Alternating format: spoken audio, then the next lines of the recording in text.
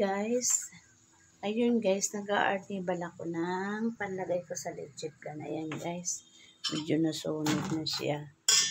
Isang anuhan ko na lang guys, isang tawag dito, isang gawaan lang sa isang ganito. Sasalin ko na lang dyan sa lanera. Kasi guys, sa ano ko, gagawa ko ng order na cake. May order ako guys na 6 na malaki, tapos 10 yung maliliit. Gagawin ko siya, bali 15 na tab.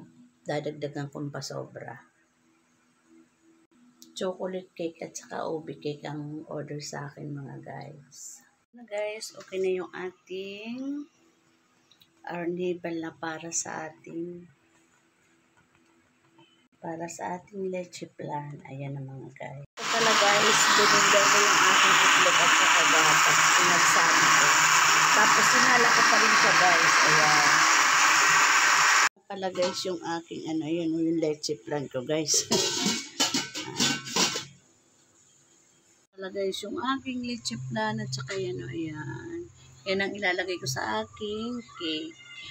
Tapos ngayon guys, nagluluto ko ng ulam namin ng hapunan. Itong pritong isda guys, lalagay ko dito sa pinakuluan ko ng okra. Lalagyan ko pa guys ng malunggay. Lalagay ko na yung malunggay. Susunod ko na yung ating isda. Lagay ko na yung ating pritong isda. Dito sa ating pinakuluan na malunggay. Ayan guys. So, ayan. Guys, okay na yan. Kain na kami. Na-miss ko na yan guys kasi ang tagal ko na yung nakapagluto ng ganyan. Bye guys. Thank you. God bless po.